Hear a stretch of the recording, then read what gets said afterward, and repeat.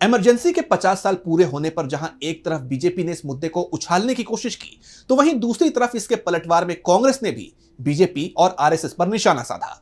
Party अध्यक्ष मल्लिकार्जुन खड़गे ने प्रेस कॉन्फ्रेंस कर सरकार की नाकामी पर सवाल उठाए और साथ ही संविधान विरोधी रवैये का आरोप भी लगाया। तो और क्या कुछ कहा खड़गे ने, जानने के लिए देखिए यह रिपोर्ट। 25 जून 2025 को इमरजेंसी के 50 साल पूरे होने पर कांग्रेस अध्यक्ष मल्लिकार्जुन खड़गे ने केंद्र की बीजेपी सरकार पर तीखा हमला बोला। उन्होंने कहा कि सरकार महंगाई, बेरोजगारी, भ्रष्टाचार और आर्थिक बदहाली जैसे मुद्दों पर जवाब देने में नाकाम रही है।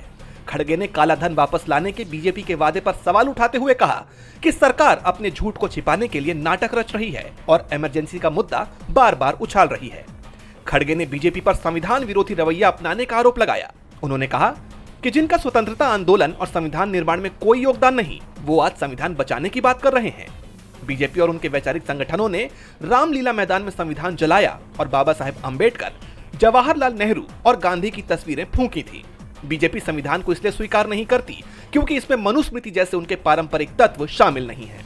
बता दें कि खड़गे यही नहीं रुके, उन्होंने बीजेपी पर कांग्रेस के संविधान बचाओ आंदोलन से घबराने का भी आरोप लगाया। उन्होंने कहा कि अपनी नाकामियों को छुपाने के लिए बीजेपी इमरजेंसी जैसे पुराने मुद्दों को हवा दे रही है। देश की जनता महंगाई और बेरोजगारी जैसे असल मुद्दों पर जवाब चाहती है, ना कि ध्यान भटकाने वाले नाटकों पर।